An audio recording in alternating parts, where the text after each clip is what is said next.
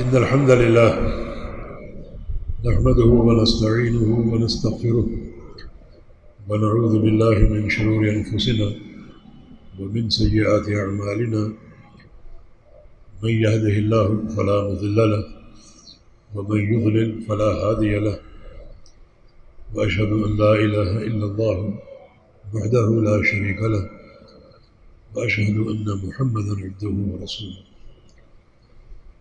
يا أيها الذين آمنوا اتقوا الله حق تقاته ولا تموتن إلا وأنتم مسلمون يا أيها الناس اتقوا ربكم الذي خلقكم من نفس واحدة وخلق منها زوجها وبث منهما رجالا كثيرا ونساء واتقوا الله الذي تساءلون به والأرحام إن الله كان عليكم رقيبا يا أيها الذين آمنوا اتقوا الله وقولوا قولا سديدا يصلح لكم أعمالكم ويغفر لكم ذنوبكم ومن يطع الله ورسوله فقد فاز فوزا عظيما أما بعد فإن أصدق الكلام كلام الله وأحسن الهدي هدي محمد صلى الله تعالى عليه وسلم وشر الأمور محدثاتها وكل محدثة بدعة وكل بدعة ضلالة وكل ضلالة في النار من يطع الله ورسوله فقد رشد واهتدى ومن يعص الله ورسوله فقد ضل وغوى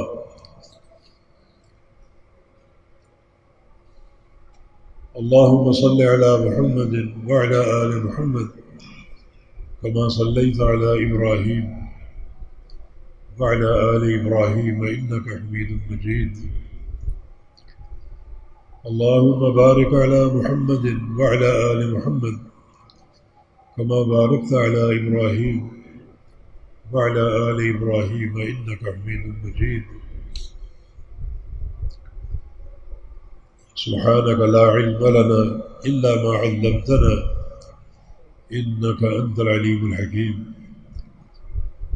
رب اشرح لي صدري ويسر لي أمري واحلل عقدة من لساني يفقهوا قولي أعوذ بالله من الشيطان الرجيم من همزه ونفخه ونفثه بسم الله الرحمن الرحيم قل يا عبادي الذين أسرفوا على أنفسهم لا تقنطوا من رحمة الله إن الله يغفر الذنوب جميعا إنه هو الغفور الرحيم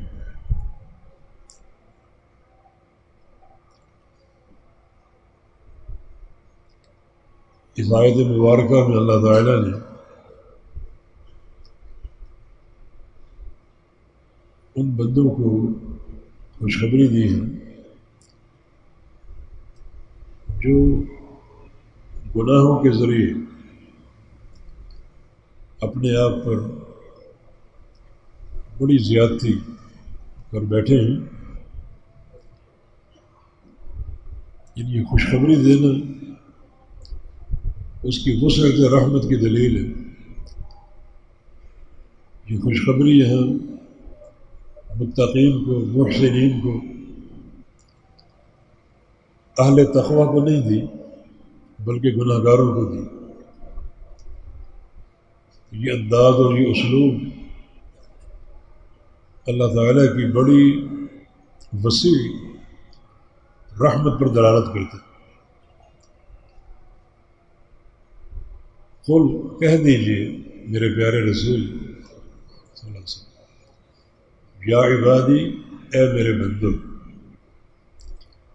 ان کو اپنا بندہ قرار دیا. کون سے بندے؟ الذین اسرفوا علی انفسہم، جنہوں نے اپنے نفسوں پر ظلم کر لیا اور زیادتی کر لی. کیسے؟ گناہوں کے ذریعے، معصیتوں کے ذریعے. لا تقنطوا من رحمت اللہ، اللہ تعالیٰ کی رحمت سے مایوس نہ ہوں.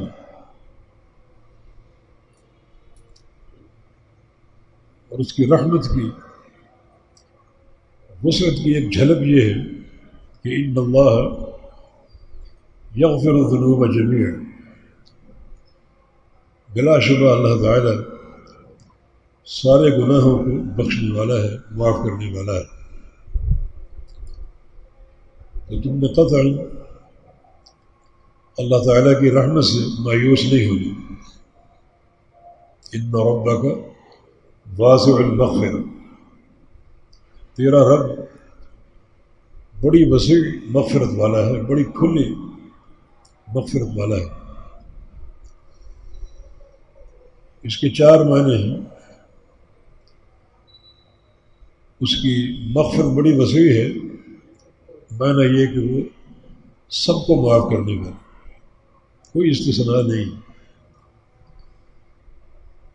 سچی توبہ جو بھی کر لے گا اللہ اس کو معاف کر دے گا۔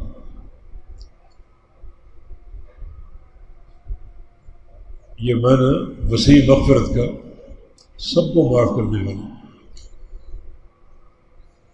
دوسرا معنی ہر گناہ معاف کرنے والا۔ کوئی بھی گناہ تم کر چکے ہو،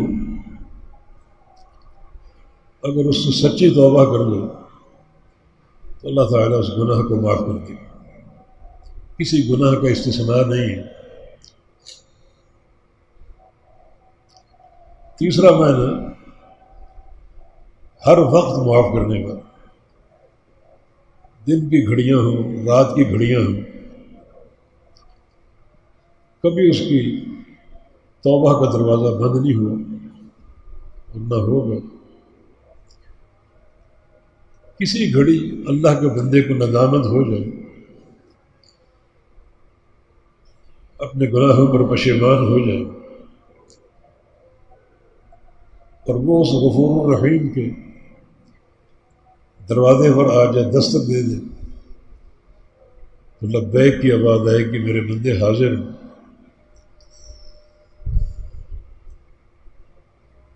تیری بات سن رہا ہوں۔ تو بندہ جب چاہے توبہ کر لے، دن کا وقت ہو، رات کا وقت ہو، ہر گھڑی وہ بخشنے والا ہے اور معاف کرنے والا ہے۔ اور چوتھا اس وسعت کا معنی یہ ہے کہ اس کی توبہ کا دروازہ تنگ نہیں ہے، اتنا وسیع اس نے یہ دروازہ بنایا ہے کہ اس دروازے سے سورج طلوع اور غروب ہوتا ہے۔ سورج کتنا بڑا ہے، ہماری زمین سے کم از کم کروڑہ گنا بڑا ہے۔ اتنا بڑا دروازہ، توبہ کا دروازہ جو اس نے بنایا اور اس کو کھلا رکھا ہوا۔ سورج روزانہ وہاں سے طلوع ہوتا ہے اور غروب ہوتا ہے۔ ہاں جب قیامت قائم ہوگی تو سورج وہاں سے طلوع ہوگا۔ یہ دروازہ مغرب میں ہے، مغرب میں یہ دروازہ ہے جہاں یہ سورج غروب ہوتا ہے، لیکن قیامت کے دن وہاں سے طلوع ہوگا، جو کہ قیامت کے قیام کی علامت ہے۔ پھر یہ دروازہ بند ہو گیا۔ اب جو بندے سورج کو مغرب سے طلوع ہوتے ہوئے دیکھیں گے وہ یقین کر لیں گے کہ قیامت قائم ہونے والی ہے۔ اب وہ توبہ کریں گے یا ایمان لائیں گے تو نہ ان کی توبہ نفع دے گی نہ ان کا ایمان نفع دے گا۔ اتنا وسیع دروازہ ہے۔ تو تیرا رب بڑا وسیع مغفرت والا ہے، ہر گناہ بخشتا ہے، ہر بندے کو معاف کرتا ہے، ہر گھڑی معاف کرتا ہے، اور اس نے توبہ کے لیے بڑا وسیع دروازہ بنا رکھا ہے جہاں سے بندوں کی توبہ اوپر جاتی ہے اور اللہ قبول کرتا رہتا ہے۔ ارحم الراحمین لا تقنطوا من رحمت اللہ۔ اللہ تعالیٰ کی رحمت سے مایوس نہیں ہونا، اس کی رحمت کے وسعت کے کچھ نظائر، کچھ مثالیں پڑھتے ہیں۔ پہلی مثال قیامت کے دن جب بندوں کے اعمال تولے جائیں گے تو تین طرح کے نتائج سامنے آئیں گے۔ فَأَمَّا مَنْ ثَقُلَتْ مَوَازِينُهُ فَهُوَ فِي عِيشَةٍ رَاضِيَةٍ، یہ پہلا نتیجہ۔ جس کی نیکیاں بھاری پڑ گئیں اور گناہ ہلکے ہو گئے وہ جنتی ہے، بڑی اس کی پسندیدہ زندگی ہے۔ اعددت فیہا لعبادی ما لا عین رأت ولا اذن سمعت ولا خطر علی قلب بشر، ایسی نعمتیں یہاں تیار کر رکھی ہیں جو نہ کسی کان نے سنی ہیں، نہ کسی آنکھ نے دیکھی ہیں، اور نہ کسی دل پہ ان نعمتوں کا تصور ہوا ہے۔ یہ اصحاب الجنہ ہے، بڑی پسندیدہ ان کی زندگی ہے۔ جب وہ جنت میں داخل ہو جائیں گے تو ایک اعلان سنیں گے، یا عبادی ان لکم ان تحیوا ولا تموتوا، میرے بندو اہل جنت اب تم نے یہاں ہمیشہ رہنا، کوئی مرے گا نہیں، ہمیشہ کی زندگی ہے۔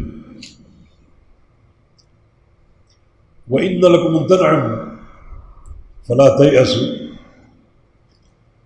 اب تم نے ہمیشہ نعمتوں کے درمیان رہنا ہے، ایک لمحہ بھی تم پر مایوسی نہیں آئے گی۔ عطاء غیر مجذور، ہم ایسی عطا دیں گے جو کبھی رکے گی نہیں، ٹوٹے گی نہیں، کبھی معطل نہیں ہوگی، نعمتوں کی بارش برستی رہی۔ وَإِنَّ لَكُمْ أَن تَشِبُّوا فَلَا تَحْرَمُوا، اب تم نے ہمیشہ جوان رہنا، بڑھاپا نہیں آئے گا۔ کہ عیشت راضیہ، بڑی پسندیدہ زندگی۔ یہ کون لوگ ہیں؟ جن کی نیکیوں کا پلڑا بھاری ہو گیا اور گناہ ہلکے ہو گئے۔ اللہ تعالیٰ مجھے اور آپ کو ان میں شامل فرمائے۔ دوسرا نتیجہ کیا ہے؟ وَأَمَّا مَنْ خَفَّتْ مَوَازِينُهُ فَأُمُّهُ هَاوِيَةٌ وَمَا أَدْرَاكَ مَا هِيَ نَارٌ حَامِيَةٌ، جس کی نیکیاں ہلکی پڑ گئیں اور گناہ بھاری پڑ گئے اس کا ٹھکانہ جہنم کا گڑھا ہے، بڑی دہکتی ہوئی آگ۔ اللہ چاہتا تھا کہ تمہارے ساتھ رحمت کا معاملہ کرے، مگر تم نے معصیتوں کے ڈھیر لگا کر اس کی رحمت کو اپنے آپ سے دور کر لیا۔ اب یہ جہنم تمہارا ٹھکانہ ہے، بڑے دردناک عذاب ہے۔ نارکم ھذہ جزء من 70 جزءا من نار جہنم، جہنم کی آگ تمہاری دنیا کی آگ سے 70 گنا زیادہ گرم ہے۔ کیا دنیا کی آگ برداشت ہو سکتی؟ وہ آگ جو 70 گنا زیادہ گرم ہو، وہ کیسے برداشت ہو؟ یہ ٹھکانہ ان لوگوں کا ہے جن کی نیکیاں ہلکی پڑ گئی اور گناہ بھاری پڑ گئی۔ تیسری قسم جو ہے، تیسرا نتیجہ وزن اعمال کا، وہ برابری پر ہوگی۔ جب ان کی نیکیاں اور گناہ تولے جائیں گے تو وہ برابر ہوں گے۔ یہ اصحاب الاعراف ہے، نہ جنت میں نہ جہنم میں، بیچ میں ایک ٹھکانہ ہے، اس میں ان کو ڈال دیا جائے گا، کھڑا کر دیا جائے گا۔ نہ جنت کی نعمت دیکھیں گے نہ جہنم کا عذاب دیکھیں گے۔ بالآخر اللہ اپنے نبی سے کہے گا صلی اللہ علیہ وسلم، ان کی سفارش کرو، تمہاری سفارش قبول کر لو۔ تو اللہ کے رسول صلی اللہ علیہ وسلم ان سے کیا توقع ہے؟ اپنی امت کے لیے وہ عذاب کی سفارش کریں گے، رحمت کی، اور اللہ اپنے نبی کی سفارش قبول کر کے سارے اصحاب الاعراف کو جنت کا داخلہ عطا فرما دے۔ یہ اس کی رحمت کی وسعت، اس کی رحمت کی وسعت کے نظائر میں سے ایک مثال ہے۔ دوسری مثال صحیح بخاری کی حدیث ہے، رسول اللہ صلی اللہ علیہ وسلم کا فرمان ہے، لا تزال یلقی فی النار، جہنم میں لوگوں کو جھونکا جائے گا، داخل کیا جائے گا، بے تحاشا لوگ ہوں، جہنمی بے تحاشا ہے۔ رسول اللہ صلی اللہ علیہ وسلم کی حدیث ہے، اللہ تعالیٰ آدم علیہ السلام سے کہے گا ابعث بعث النار، آدم جہنم کا گروہ تیار کرو اور اس کو جہنم کی طرف بھیجو۔ آدم علیہ السلام عرض کریں گے وما بعث النار یا رب، یا اللہ جہنم کا گروہ کیا ہے، میں نہیں جانتا۔ اللہ تعالیٰ فرمائے گا من کل الف 999 ہر 1000 میں سے 999 جہنم کا گروہ ہے، ایک جنتی۔ اللہ کے بندوں کبھی حق کا پیمانہ کثرت تعداد قرار مت دو۔ اب یہ کثرت کا حال آپ نے سن لیا، ہر 1000 میں سے 999 جہنمی ہیں اور صرف ایک جنتی۔ حق کا معیار تعداد نہیں ہے، حق کا معیار دلیل ہے، اور دلیل صرف 2 چیزوں کا نام ہے، کتاب اللہ اور سنت رسول اللہ صلی اللہ علیہ وسلم، قرآن حکیم اور پیارے نبی حبیب کبریا محمد مصطفیٰ صلی اللہ علیہ وسلم کی سنت۔ یہ بعث النار،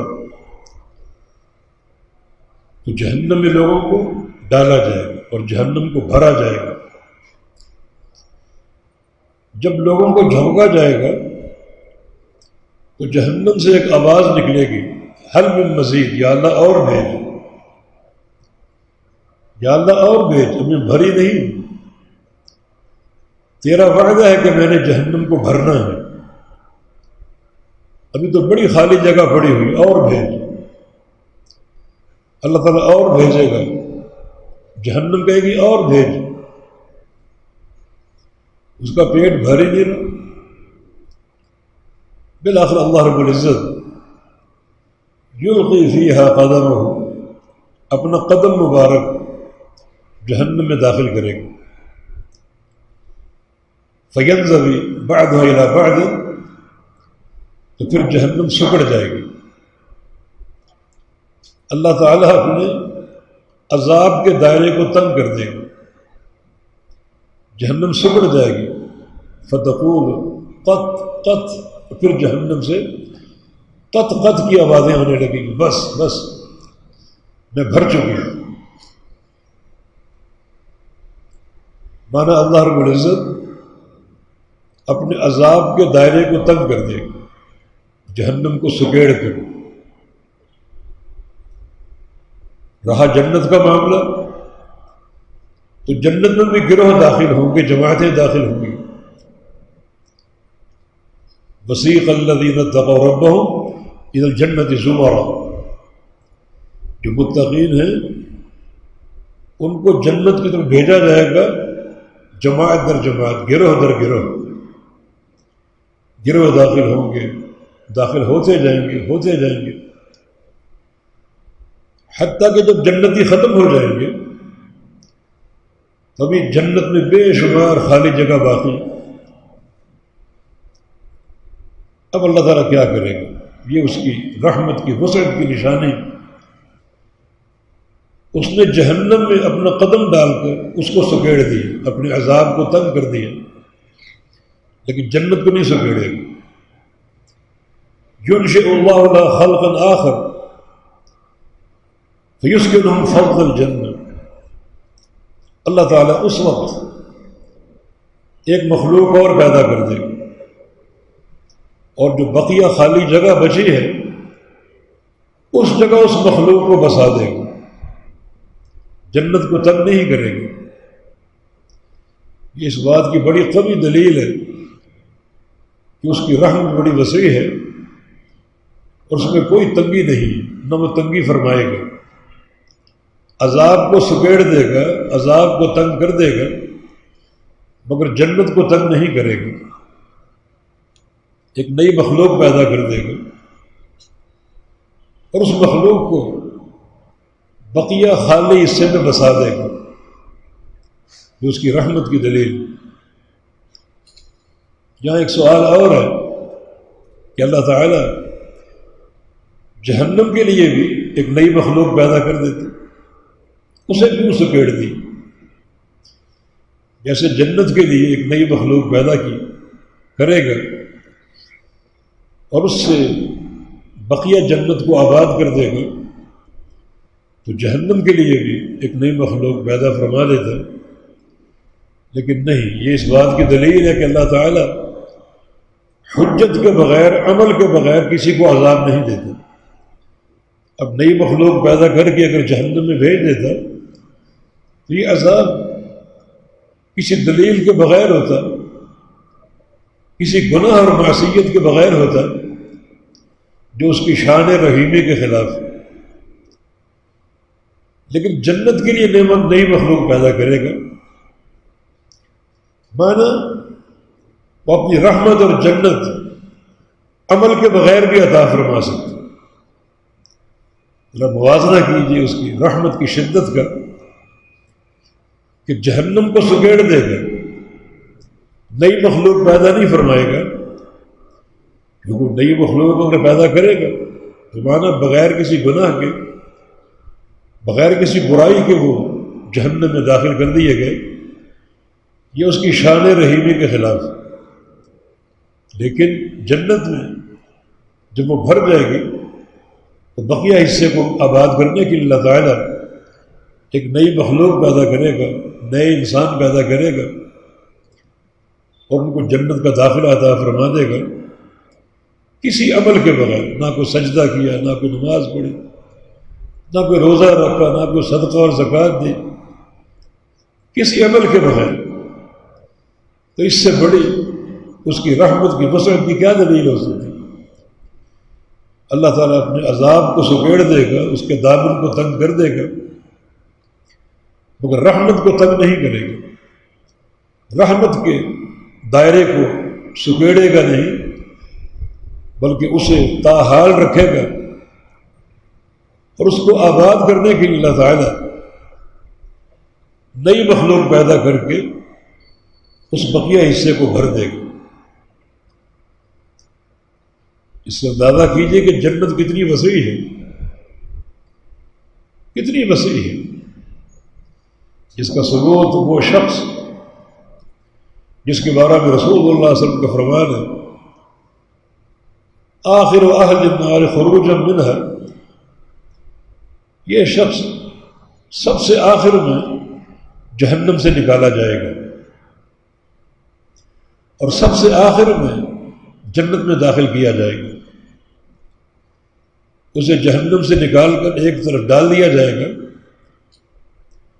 چہرہ اس کا جہنم کی طرف ہوگا. وہ آہستہ آہستہ ایک پودے کی طرح اگ رہا ہے، جبکہ جہنم میں وہ کوئلہ بن چکا ہوگا. آہستہ آہستہ اس کا جسم تیار ہو رہا ہے حتیٰ کہ مکمل ہو گیا. اب وہ کھڑا اس انداز سے ہے کہ سامنے جہنم کی آگ ہے، پیچھے کیا ہے وہ نہیں جانتا. بڑی دیر بعد اللہ تعالیٰ سے ایک سوال کرے گا، رب صرف وجہی عن النار وعزتک لا اسألک غیرہ، کہ یا اللہ میرے چہرے کو جہنم سے پھیر دے، جس عذاب سے تو نے مجھے رہائی دی ہے وہ عذاب میری آنکھوں کے سامنے ہے، میرے چہرے کو جہنم سے پھیر دے، تیرے عزت کی قسم اور کچھ نہیں مانگوں، اور کوئی سوال نہیں کروں گا، بس ایک ہی سوال ہے، ایک ہی میری طلب ہے، بس میرا چہرہ جہنم سے پھیر دے۔ اللہ تعالیٰ پھیر دے گا پیچھے کی طرف، پیچھے جنت۔ اب وہ جنت کو دیکھ رہا ہے، اپنا وعدہ اس کو یاد آ رہا ہے کہ میں کچھ اور نہیں مانگوں گا، اب وہ خاموش ہے کہ وعدہ کر چکا ہوں اور کوئی سوال نہیں کروں گا۔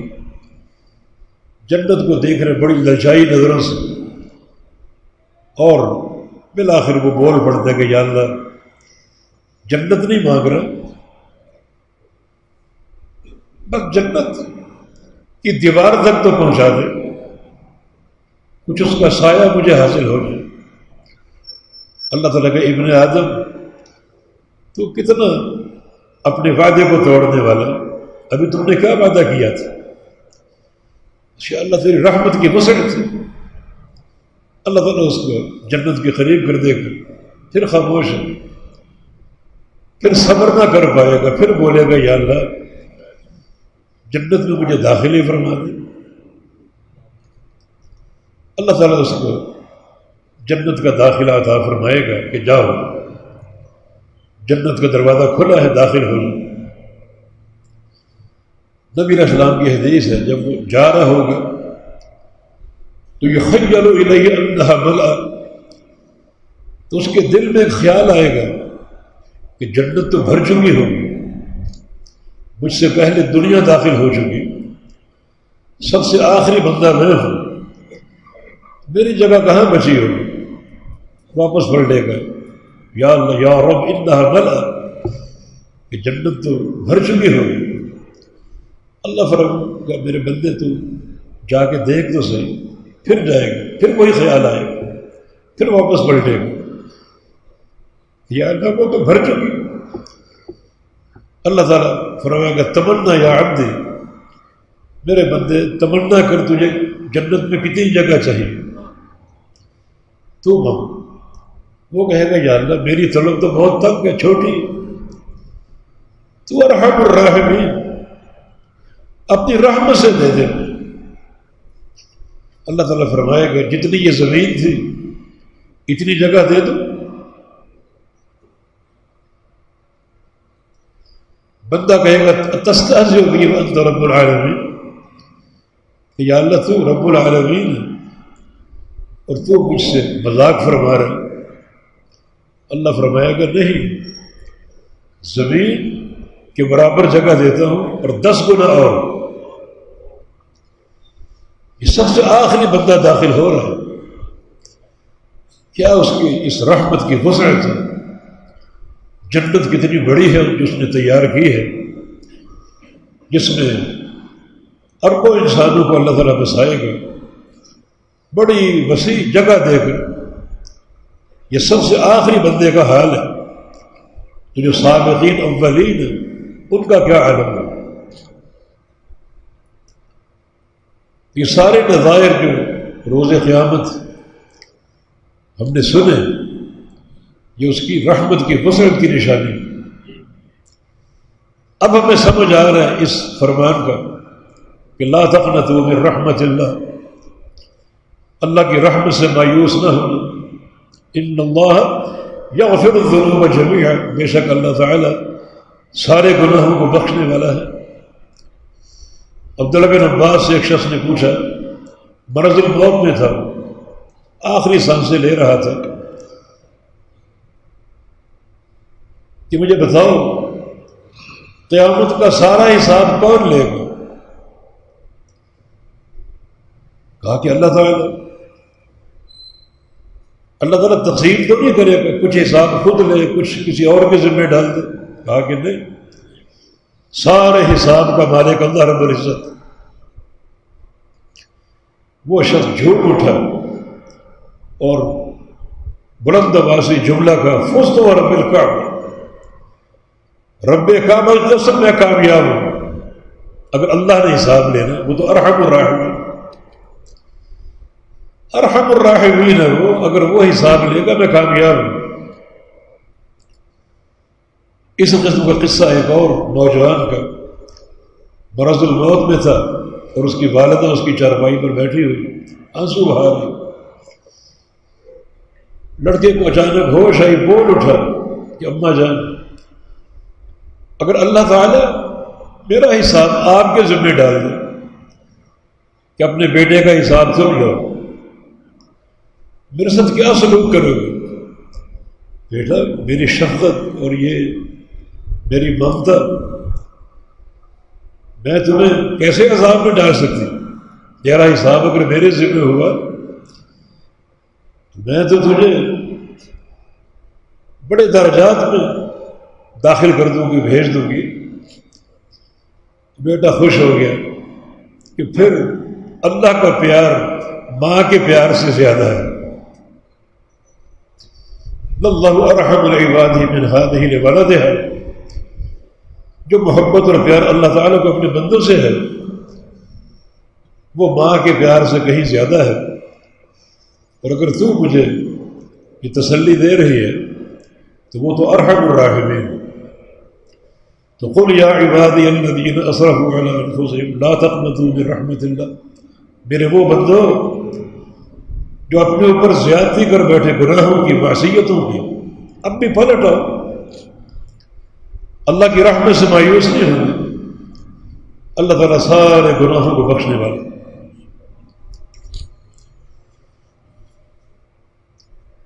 قرآن حکیم کی ایک آیت، ثم اورثنا الکتاب الذین اصطفینا من عبادنا، کہ پھر ہم نے اس کتاب کی وراثت دی ان بندوں کو جو ہمارے چنے ہوئے ہیں۔ کتاب سے مراد قرآن اور بندوں سے مراد امت محمدیہ صلی اللہ علیہ وسلم، اور یہ آخری امت ہے جس کو کتاب دی گئی اور کتاب کی وراثت دی گئی۔ اب اس میں 3 گروہ ہوں گے امت محمدیہ، فمنہم ظالم لنفسہ ومنہم مقتصد ومنہم سابق بالخیرات۔ کچھ ظلم کرنے والے ہوں اپنے نفس پر، اپنے آپ پر، یہ ظلم گناہوں کا ظلم ہے، معصیتوں کا ظلم ہے، اپنے اوپر زیادتی کرنے والے گناہوں کے ذریعے نیکیاں بھی کرتے ہوں گے، گناہ بھی کرتے ہوں گے، یہ مختلط جن کے عمل مخلوط ہیں، مکس ہیں گناہوں اور نیکیوں کے ساتھ، کچھ ظلم کرنے والے ہوں گے۔ ومنہم مقتصد، اور کچھ مقتصد ہوں گے۔ مقتصد وہ لوگ جو گناہ نہیں کریں گے لیکن فرائض پر اکتفا کریں گے، نمازیں پڑھیں گے، روزے رکھیں گے، استطاعت پر حج کریں گے، عمرے کریں گے، لیکن گناہ نہیں کریں گے۔ جو پہلا طبقہ ہے وہ فرائض انجام دے رہا ہے، ساتھ ساتھ گناہ بھی کر رہا ہے۔ دوسرا طبقہ جو فرائض پر قائم ہے لیکن گناہ نہیں کرتا، مقتصد ہے۔ ومنہم سابق بالخیرات، اور کچھ وہ لوگ ہیں جو نیکیوں کے ساتھ سبقت لے جانے والے ہیں، نفل بھی پڑھیں گے، فرائض بھی ادا کریں گے، نفلی روزے، قیام اللیل، اشراق اور ضحیٰ، ہر نیکی انجام دیں، اور نیکیاں انجام دے دے کر وہ سابق بالخیرات بن جائیں گے، نیکیوں کے ساتھ آگے نکلنے والے، سبقت لے جانے والے۔ یہ 3 طرح کے لوگ ہوں گے جنہیں ہم کتاب کی وراثت ہم نے دی۔ یہ امت محمدیہ کے افراد ہیں، یہ وہ لوگ جو اسلام میں داخل ہوئے، اللہ کے نبی کی اطاعت قبول کر لی، توحید کو اپنا لیے۔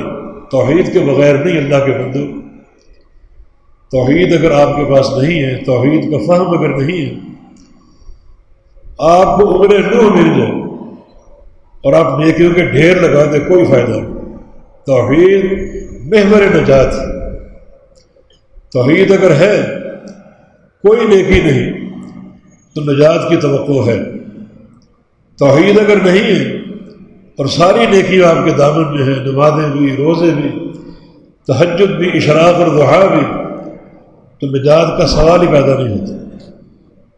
یہ بات موحدین کی ہو رہی ہے، عقیدہ توحید کو قبول کرنی جو نبی کی پہلی دعوت، ایھا الناس قولوا لا الہ الا اللہ تفلحوا، کیا لوگوں یہ کلمہ پڑھ لو اور توحید کا اقرار و اعتراف کر لو۔ یہ کلمہ نطق اور تلفظ کا کلمہ نہیں ہے، ہم انسان اور طوطے نہیں ہیں کہ ہم صرف دہراتے جائیں، رٹے لگاتے جائیں، لا الہ الا اللہ کا ذکر کرتے جائیں، نہ معنی معلوم ہے، نہ فہم حاصل ہے، نہ اس کے تقاضے جانتے، نہ اس کی شرائط جانتے۔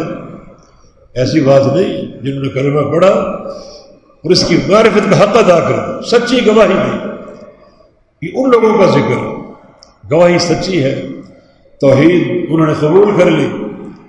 اب وہ تین طرح کے طبقے ہیں، منہم ظالم لنفسہ، اپنے اوپر ظلم کرنے والے، گناہ بھی کر رہے، نیکیاں بھی کر رہے، اور کچھ مقتصد ہیں جو گناہ نہیں کرتے لیکن نیکیوں میں فرائض کی حد تک وہ قائم ہیں، فرضی نمازیں، فرضی روزے سب ادا کر رہے ہیں، نفل نہیں پڑھ پاتے، زیادہ ادا نہیں کر پاتے، فرضی زکوٰۃ دیتے ہیں، زیادہ صدقات نہیں دے پاتے، یہ مختصر ہے۔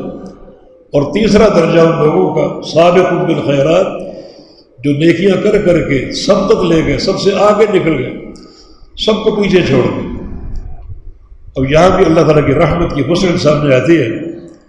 اللہ تعالیٰ نے تینوں جماعتوں کے بارے میں فرمایا جنات عدن یدخلونہا، یہ تینوں قسم کی جماعتیں جنت عدن میں داخل ہوں گی، ان کے لیے جنت ہے۔ ہر جنت کے داخلے کے جو ہیں وہ ترتیب مختلف ہو سکتی، جو سابق بالخیرات ہیں وہ سیدھے جنتی، جو مختصد ہیں جنہوں نے فرائض پر اکتفا کی لیکن گناہ نہیں کیے وہ بھی جنت کے مستحق ہیں، مگر وہاں ایک شرط ہے، جو انہوں نے فرائض ادا کیے ان میں کمی کوئی نہ ہو۔ اگر فرائض میں کمی ہوئی تو اس کی تلافی نوافل کے ذریعے ہوگی، نفل تو ہے نہیں اس کے پاس، پھر تلافی کیسے ہوگی؟ ہو سکتا ہے سزا مل جائے، مگر وہ سزا دائمی نہیں ہوگی، عارضی ہوگی۔ اللہ تعالیٰ وہ سزا پوری کروا کے اس کی توحید کی برکت سے اس کو جنت کا داخلہ عطا فرما دے گا۔ اور جو پہلا گروہ ہے ظالم لنفس، اپنے اوپر ظلم کرنے والے، نمازیں پڑھتے ہیں، روزے رکھتے ہیں لیکن گناہ بھی کرتے ہیں، معصیتیں بھی کرتے ہیں، انہیں گناہوں کی سزا مل سکتی ہے لیکن بالآخر ان کا ٹھکانہ جنت، توحید کی برکت سے۔ جنہوں نے توحید کو قبول کیا، اس کا حق ادا کیا، اس کا فہم اور شہادت کے تقاضے پورے کیے، تو گناہوں کی سزا مل جائے گی، مل سکتی ہے۔ ہاں اللہ چاہے تو توحید کی برکت سے وہ بھی معاف کر دے۔ ایسا بندہ اللہ کی مشیت کے تحت ہوتا ہے، اللہ تعالیٰ چاہے تو توحید کی برکت سے سارے گناہ معاف کر دے اور چاہے تو گناہوں کی سزا دے دے، لیکن بالآخر جنت میں داخل ہوں گے، جنات عدن یدخلونہا، یہ ہمیشہ کی جنت میں داخل ہوں گے۔ یدخلون، مفسرین لکھتے ہیں کہ یہ واو بڑی قیمتی واو، یدخلون کی واو، یہ واو جمع کی واو، اس واو نے جمع کے صیغے نے تینوں جماعتوں کا اپنے اندر لے لیا، سابق بالخیرات کو بھی، مختصد کو بھی اور ظالم لنفسہ ہی کو بھی، تینوں کو اپنے دامن میں لے لیا۔ یہ واو جمع کی بڑی قیمتی واو ہے، ایسی اور واو ہمیں کہیں نظر نہیں ہے، کہیں نہیں ملی۔ یہ بھی اس کی رحمت، اس کے کرم کی وسعت کہ وہ کس طرح اپنے بندوں کے ساتھ معاملہ فرماتا ہے۔ تو دین میں نجات کے بڑے مواقع ہیں، وہ انسان بڑا بد نصیب ہے جو ان مواقع کے ہوتے ہوئے بھی اپنے آپ کو گناہ سے نہیں بچاتا، معصیتیں کرتا ہے۔ اب بھی مواقع موجود ہیں، زندگی موجود ہے، دن کی کوئی گھڑی ہو، رات کی گھڑی ہو، اس کے در پہ آ جاؤ، دستک دے دو، سچی توبہ کر لو، ان اللہ یغفر الذنوب جميعا، بے شک اللہ تعالیٰ سارے گناہوں کو بخشنے والا اور معاف کرنے والا۔ ساتھ ساتھ دعائیں کرو کہ اللہ رب العزت ہمارے گناہوں کو بخش دے، اللہ کو رجوع کی توفیق عطا فرمائے۔ جو دنیا میں ہم کھو چکے ہیں، حلال و حرام کی تمیز کھو چکے ہیں اور گناہوں میں ملوث ہو رہے ہیں، اللہ تعالیٰ ہمیں پلٹنے کی توفیق دے، اللہ ہمیں رجوع کی توفیق عطا فرما دے، ایسی توبہ ہم سے کروائے کہ وہ توبۃ النصوح بن جائے جو اللہ کے یہاں قابل قبول ہو، اور اللہ میں مستقل منہج تقویٰ عطا فرما دے اور جنت کا راستہ عطا فرما دے۔ اقول قولی ھذا واستغفر اللہ لی ولکم، وآخر دعوانا ان الحمد للہ رب العالمین۔